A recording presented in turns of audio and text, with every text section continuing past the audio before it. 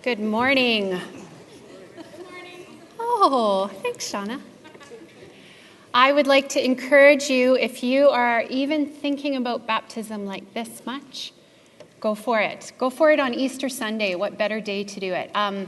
Baptism is one of those moments that God has given us where, something happens. And so if you haven't been baptized yet, I just encourage you to do it. It's maybe a little bit scary to think about it, but you can trust that God's going to show up in that moment, and it'll be a memory, a benchmark in your faith journey that you'll never regret doing. So sign up, sign up, sign up. Last week, Joe began our series on Philippians, and he talked about how Philippians is the family recipe. It's the recipe of how we make life together as a community of Jesus followers work. Now, Joe's lucky because he's Italian, and so he has all of these great family recipes from which he can draw illustrations. I am a simple prairie girl. I come from simple prairie folk, and if you share my DNA, you know that our meals consist of really well done roast beef and boiled potatoes. And pierogies basically are a foreign food to my family. So sometimes we have pickles on the side. That's our spicy side showing up. But one thing that my mom and my grandma get right is pie. Oh my goodness, the pie. So much of our family life, of my extended family life, centers around pie. What kind of pie grandma made? What kind of pie mom made? Did she make my favorite pie, or did she make your favorite pie? And my grandparents, they even have this bit that they do about pie that they've done for years. Grandma doesn't make pie very much anymore because she's 91, but it used to be that when I would go to my grandparents' house, my grandpa would get this little glint in his eye, and then he would look at me and he would say, "Your grandmother hasn't made me any pie for so long." And my grandma would say, "Oh, Father, I made you coconut cream pie last week." Every time, she just took the bait every single time. I know who loves which pie in my family. My brother's little family, they love chocolate pie. My dad likes apple pie with a slice of cheese. Weird. My grandpa loves coconut cream pie, and I love apricot pie. Have you guys ever had apricot pie? Oh, I love apricot pie. It's really good. The signs that my mom has been to visit are my PJs are ironed and the freezer is full of pie. That's how my mom says, "I love you." She irons my PJs and puts pies in the freezer. And if you want to see my brothers and I act like we're 10 years old again, the morning after a big Christmas or Easter meal, just have 2 pieces of pie instead of 3 pieces of pie, brew some coffee, and then the fight is on, man. I will scratch, I will bite, and I will even pull out the card that says, "Dad, I want the pie," because I'm the only girl, and so my 70-year-old dad, even at this point, he will fight for the pie for me. So on to our family recipe, the book of Philippians. In this family recipe, the taste, the sprinkling of salt in this recipe is joy. Paul talks about joy, rejoice, over and over and over again in the book of Philippians. And this is a really interesting fact in the book of Philippians, because if we look at the circumstances that Paul finds himself in at this moment in time, they are not very good. He's old, he's imprisoned, he's being persecuted, and at any moment the regime may choose to execute him. And so it doesn't make a lot of sense that he talks about joy. But then, when you think about suffering at any time in your life that you've suffered, you can understand that suffering actually brings a lot of clarity to our lives. It shows us what is really important to us, what we're really made of. It's like it shines this really crisp, revealing light on our lives. It's kind of like the fall sun coming through my windows, which are never clean, no matter how hard I try to clean them. It's that kind of light. It shows us what's really important to us. And Paul finds himself on this sharp edge of suffering, and he has this really clear vision of his life. And instead of finding a jaded, bitter man, we find a man full of hope and joy. Philippians chapter 1, 18-20 says this: "What does it matter? Just this, that Christ is proclaimed in every way, whether out of false motives or true, and in that I rejoice. Yes, and I will continue to rejoice, for I know that through your prayers and the help of the Spirit of Jesus Christ, this will turn out for my deliverance. It is my eager expectation and hope that I will not be put to shame in any way, but that by speaking with all boldness, Christ will be exalted now as always in my body, whether by life or by death. So what is it that allows Paul to speak of joy, even though he's in the middle of these dire circumstances? Well, last week, Joe talked about that verse in Philippians 1 that many of us know quite well, where it says that God will finish the good work that he began in you. And Joe reminded us of that rule of first mentions. When do we first hear the start of a good work, that God creates a good thing? And that's in Genesis. And so we see that Paul actually places his story in this bigger story of the beginner and the finisher, of God's story. You see, our stories are not one-offs. They are not individual stories. They are stories in the larger scope of history. God begins it all in creation, and he says he's going to end it all in Revelation, where he wipes every tear from our eyes. And we find our place, our story, somewhere in the middle of that grand epic. We've been raised on this steady diet of hero stories that place us in our own narratives as the heroes of our own stories. We've been told that we're the James Bond, the Batman, the Neo of our stories. But we slowly, and as we are immersed in these stories, we slowly begin to believe that we are the heroes of our stories and that the audience on the sidelines is cheering for us. But let me tell you a secret. You are not Batman. The story is not all about you. You get to play an important role, of course, in your narrative, but you need to immerse yourself in a new story, a story where Jesus is the hero, where he controls the strings, where he shapes the story. And this is what it means to live for Jesus. It means to take ourselves out of the hero role in our own life and to let Jesus be the protagonist in our own novel. Do you know how much freedom there is to be found when you let Jesus play the role of Batman? Paul does, and that's why he can talk about joy, even though he finds himself in these terrible circumstances.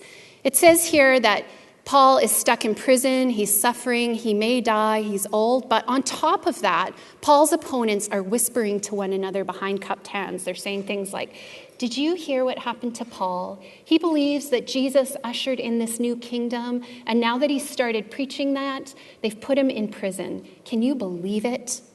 But Paul knows that even though they are trying to create trouble for him, they can't do it apart from God. And he knows that even though they're trying to create trouble for him, what they're actually doing is sharing the new narrative of the hero Jesus. Paul knows that the beginner and the finisher knows and controls the story from the beginning to the end and everything in between. The hero has it covered. Paul's persecutors thought that they could contain the message of Paul by putting him in prison and shutting him up, by persecuting him and locking him down. But Paul says that what has happened to him has actually helped to spread the gospel, the good news of Jesus, because Jesus is not contained. He is the container. You can contain Paul, but you can't contain the message. You see, when Jesus came in a human body to this physical world where we live and breathe and work and do our thing, he showed that he is intricately connected to his creation. This is God's world, and God is nearer to it than the air that we breathe. Nothing we do can take us away from God, can separate us from him, and there is nowhere that we can run from his presence. And nothing anybody can do can extricate God from the world that he loves and creates. There are all kinds of things that try to separate us from the love of God or try to separate us from God. But when Jesus died on the cross, he took all of those things, the brokenness, the bitterness, the anger, the lack of forgiveness, he took that all on himself and he killed it dead. And then he rose again. And by doing so, he gave us the hope that nothing again will ever separate us from God or God from his world. They thought they had Jesus contained, stuck in the ground. But he burst forth. And what does a Roman prison have that is better than that, or that can keep that down? And so when Paul is shut up and imprisoned, gossiped about, persecuted, facing age and death, he lives in the truth that his life is contained. It is contained in the large story of God, the story that can't be thwarted, and he can say over and over and over again, rejoice with me, have joy, be glad and rejoice. So what's left over for us if God has it contained, if he's the beginner and finisher? What does a disciple of Jesus do? What does it mean to live a good and truly human life? It's about perceiving, trusting, and not controlling. If you haven't learned this yet in life, control is an illusion. And so our job is to perceive where our story fits into the large story of Jesus. It's to trust that Jesus has it under control. Because in the world of God, in the story of Jesus, everything is used. Jesus is the container. He holds it all. There is nothing that can keep us from the redemption work of God, and there is nothing that can thwart the spread of that redemption, not in the whole wide world. And so our job is to trust that this is true and that this can happen. Last year, I spent a lot of time along the Meewasin Trail because a friend and I were training for a run. And we often met a man and his golden retriever walking along the path. And often he was holding the leash and walking the dog. They were running or walking together. Once in a while, they had the dog was tired, so they slept in the shade. And one time, we found the owner walking and the dog walking with the leash in his own mouth. And of course, we thought this was hilarious because we all know who was really controlling the show there, and it wasn't Fido. And you are not controlling the show. You might think you are. You might be doing a really lovely job of holding your own leash, of keeping all of the balls in the air, and of managing everything really well. But you might as well just hand the leash over because you're not really controlling the show. Or you might be feeling the real pain that happens when the leash is yanked from your mouth or from your hand. Sickness or major disappointment can do this, broken relationships. You know what, though? Sickness, death, that person who's causing you all that pain, they don't hold the leash either. The owner does. Jesus is the container. Jesus is the beginner and the finisher, and he holds the leash. Verses 21 to 26. For to me, living is Christ and dying is gain. If I am to live in the flesh, that means fruitful labor for me, and I do not know which I prefer. I am hard pressed between the two because my desire is to depart and be with Christ, and that is far better. But to remain in the flesh is more necessary for you. And since I am convinced of this, I know that I will remain with you for your progress and joy in the faith, so that I may share abundantly in your boasting in Christ Jesus when I come to you again. I really love this passage because it gives us a little insight into the way Paul's brain works. It's like having your 70-year-old dad sort of verbalize what's going on in his head. And we see here that Paul is waffling between life and death. He's weighing in the balance, which is better. He would rather die and be with Christ, but on the other hand, there are the Philippians, and maybe he would rather stay for their good.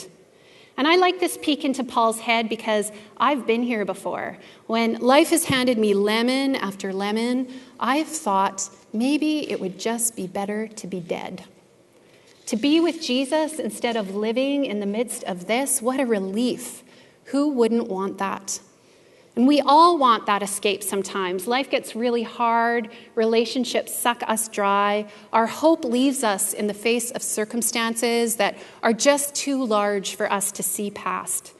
We find ourselves in our own worlds of imprisonment and of loneliness. And so we choose an easier way, a way out, a softer path, the greener grass, the easy way.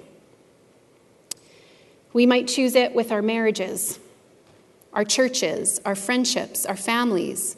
We might choose something easier than our beliefs and our principles. They're too hard to keep. They're too hard to live by. We create little worlds of avoidance where we risk nothing, where our pleasure is just found in television and food. We create private ghettos where we create our own little worlds where no one can get at us, can reach us, can touch us, can hurt or disappoint us again. We choose solitary confinement. If one is not mentally ill when entering an isolation unit, by the time they are released, their mental health has been severely compromised.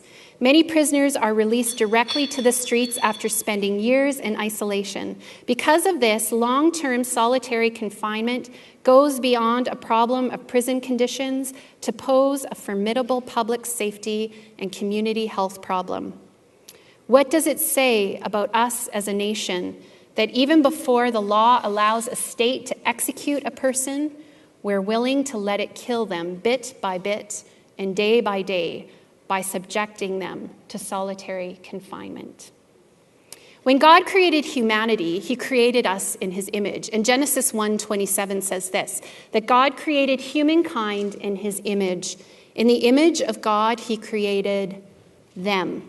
Male and female, he created them. Built right into our creation DNA is the fact that we were made to image God together, that we were built to be with one another without shame or avoidance strategies, without defenses and blame, without avoidance and private ghettos. We were meant to cooperate, to lay down our lives for the sake of each other, to feel each other's joys and sorrows, and to share completely in life together. There is no imaging God alone.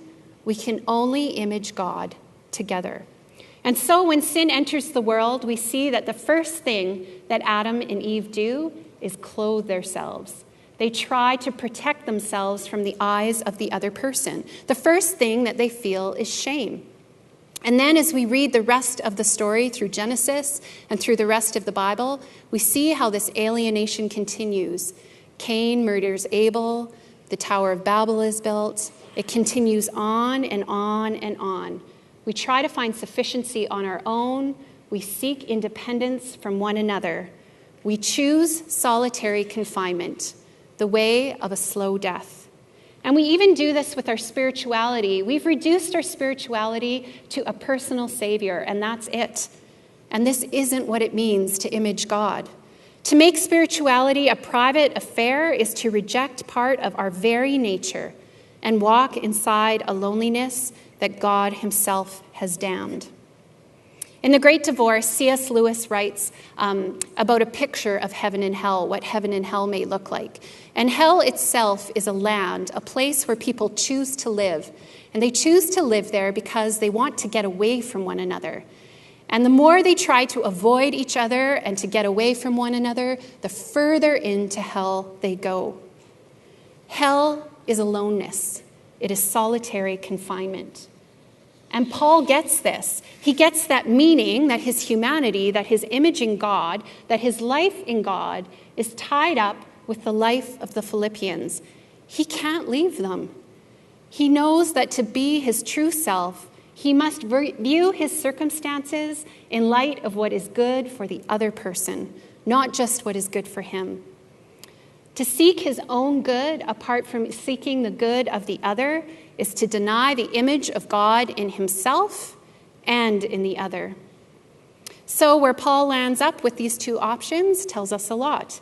He says, to remain in the flesh is more necessary for you, and so I plan to be around a while, a companion, watching you grow in joy and life in God. Paul decides to stay for the kids. In fact, Paul believes that staying for the kids is a really good reason to stay, because it is at the very heart of what it means to be a Jesus follower, a true human being. So if hell is loneliness, if hell is bringing our life down to the most controllable denominator by living in solitary confinement, then what does it mean to live well here and now, to live out heaven here on earth? It means learning to become vulnerable, to get naked, as it were, to let ourselves be known, to pour out our lives in service to one another, to learn how to live in community, to live compassionately and justly and lovingly, to live for one another, to get that our lives are not about protection, but about how we use them for the sake of the other. We can write fabulous sermons, make money hand over fist, have all the toys, get good marks in school, be the cool kid, do our jobs perfectly. We can have all of our ducks in a row, but there is something wrong with our thoughts about God if we can't love the ones closest to us well, if we can't treat the representations of God in our life with respect and love. Because this is choosing solitary confinement, the path that God himself has damned. If we can't stay for the kids, then we don't get it. God is here in this space with us.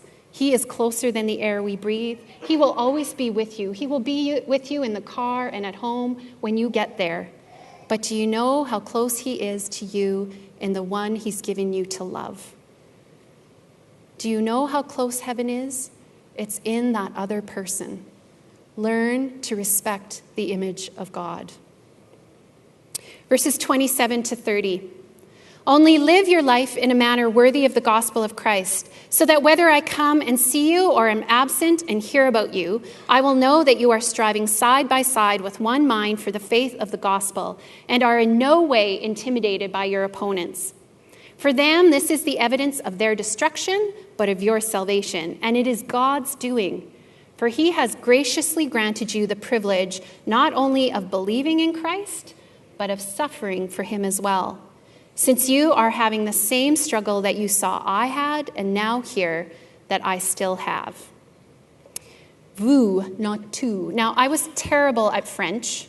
I was a pretty good student, but French, 10 years, I was terrible all 10 years. And I have a little bit of vocab left in my head. I think I know my colors. I can count 1 to 10. I think couchon means pig. I don't know. I was terrible at conjugating verbs, though. You're laughing. Couchon doesn't mean pig. And I sort of know my pronouns. This is what's left. Is that when I'm talking about you individually, I say tu. But when I'm talking about you corporately as a body, I say vous. And this is what Paul is talking about in Philippians. When he says he's staying for you, the Philippians, he doesn't mean them as individuals. He means them as a body. If Paul stays for the kids, then the Philippians need to remember that when Paul talks about staying for their sake, it means that they also must work together for their sake. He stays for vous, not tu. They live out the present future when they do this, when they stand together. Paul says, live your life in a manner worthy of the gospel. So what's the gospel? Well, I've already talked about how it's not just personal salvation. It's not a private affair. It's not that Jesus announced that now that you have all your ducks in a row, you've got your house and your kids and the career and everything's in order. Now you'd better get some insurance on your soul. It's not just something you check off your list. The gospel is that Jesus is the hero. He's the one that runs the whole show, and you get to be in on it. You get to show by the way that you live what the goal of history is. There is a goal to history. There is an end to the story. And the end is that God is going to bring about the restoration of all things. He is going to heal relationships. The healing of our relationship with God, the healing of our relationship with one another. The goal of history is that we would be restored to that creation DNA, that we would learn to live in vulnerable relationship with one another. And that's how we live out the present now, or the future now in the present. That's how we live out heaven on earth. If hell is aloneness, if hell is alienation, then community, well-functioning, loving, close community, that's heaven. Redemption, which is about God's work in the world to bring wholeness and health, is about living well together. So this freedom or salvation granted by God not only transfers men and women out of broken relationships with God and defective solidarity with others into a new community with God and others, but it also inclines us to live the kind of life that will extend and deepen that community life itself. As Paul makes it clear, we are not about what we believe. It's not what makes us Christians is not that we can say our catechism. It is about how we treat one another, how we live together, how we stick together, how we stand as one, how we have one another's back, how we do not let opposition tear us apart. We stand firm in one spirit, striving side by side for the gospel. So this is my Team Ham photo. Aren't they cute?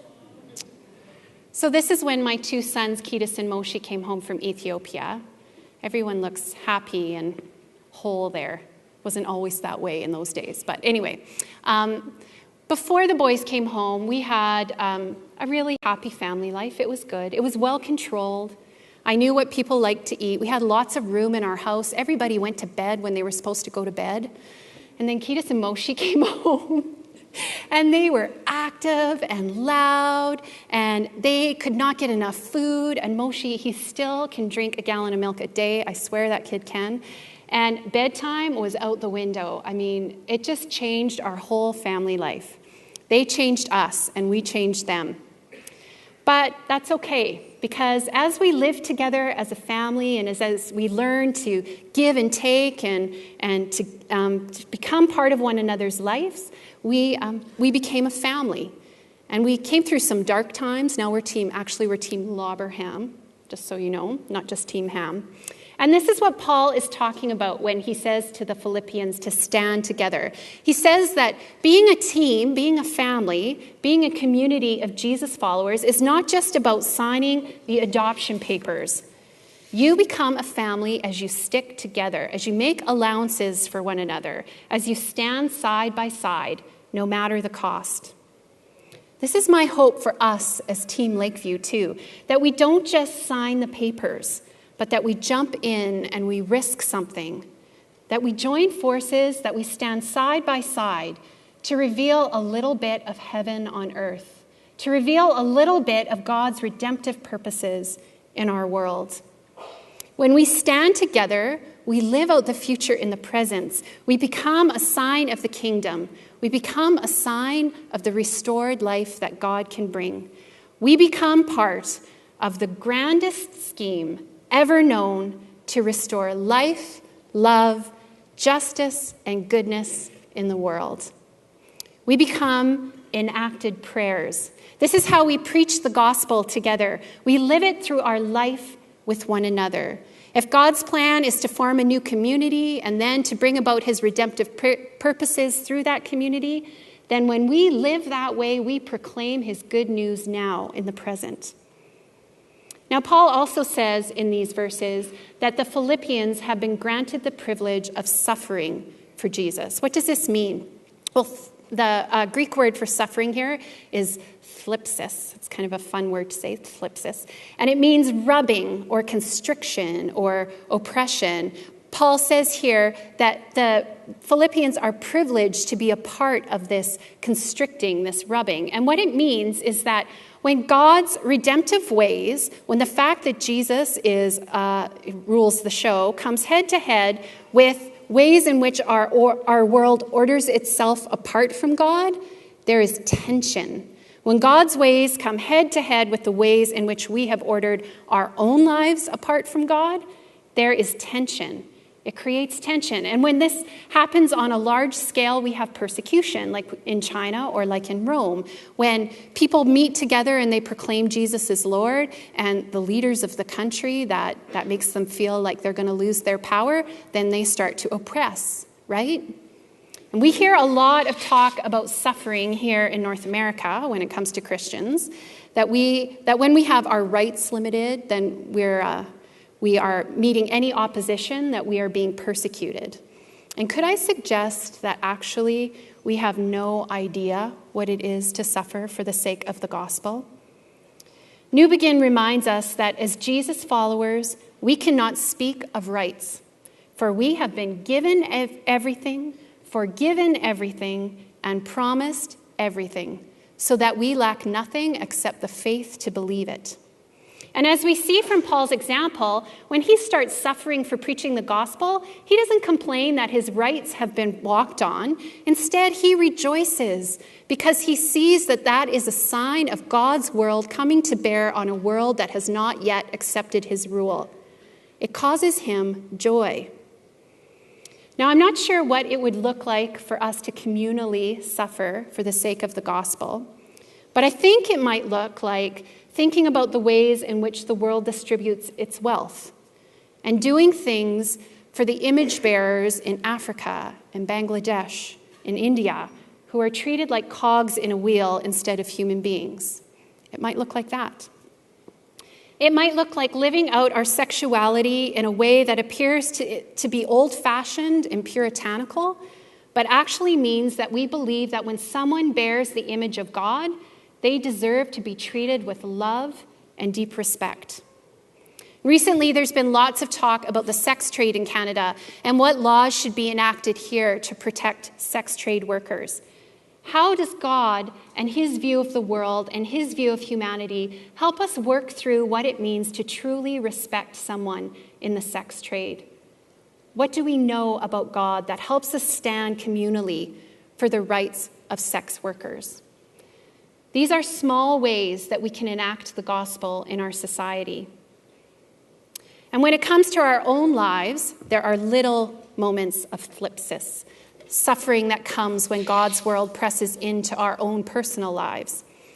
They can come in the form of sleepless nights and loss of appetite and malaise. And this is God's rubbing against our world that tells us maybe we aren't spending our money right, maybe we aren't generous enough, maybe we need to make some changes, maybe we need to apologize, maybe we need to forgive. And so we need to change our ways, and God's world rubs up against us and pushes us into a different way of living. I have a friend that underwent some sleepless nights a couple of years ago. She would wake in the night and stare at the ceiling, and she would worry about this and that and assess her life and wonder about what she should do about her various problems. And her doctor told her that this was perimenopause and that there were all kinds of meds that would help her sleep. But she wisely understood that it wasn't about perimenopause. It was about thlipsis. It was the world of God pressing in on her, challenging her about what she worried about, where she found her worth, and how well she was trusting God. And so she stayed in those sleepless nights, and they changed her. And now she's made some really big changes in her life, and she's sleeping again. God's story is pressing in on us. It is containing us. It is reshaping us. Don't be afraid of that suffering. So this week, as you go, I want to challenge you to believe the better story about yourself. What story, when you go home this afternoon, are you going to tell yourself? What story are you going to immerse yourself in? You can put yourself in the story that the world tells you, that you are a consumer and that your safety is found in the soft pillow of materialism. You can place yourself in the story that the world tells you that there is no real future, so you might as well make hay while the sun shines and find some happiness while you can.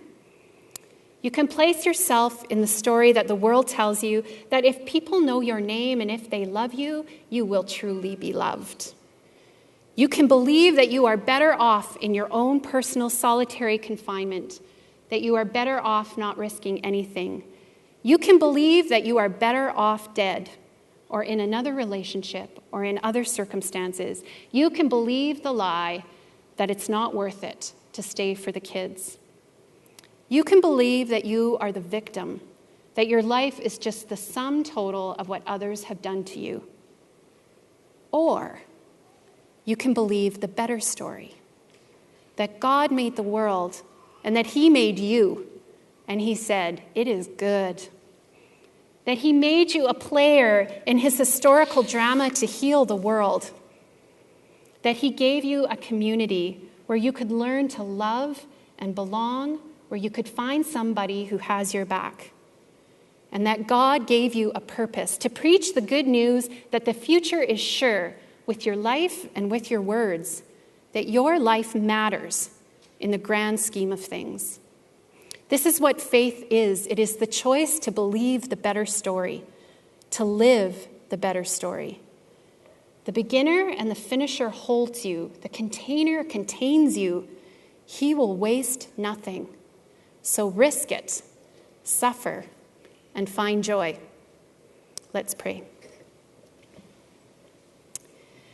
God, we're so grateful that you sent Jesus. In this Easter season, we're so grateful of the reminder that Jesus came to our world to show us that God is here with us, that there is nowhere that we can go from his love, and that he is here intricately involved in every aspect of life. Give us, God, new eyes to perceive where our life fits into the grand scheme of your history. Give us the heart to trust, even when life seems to be telling us the exact opposite, that the container, the beginner and finisher, holds the leash. Help us to believe the better story. Amen. If you would like to pray, there will be people up here at the left that would love to pray with you. And if you'd like to visit, go out into the foyer and have a good chat. Thanks, and have a great week.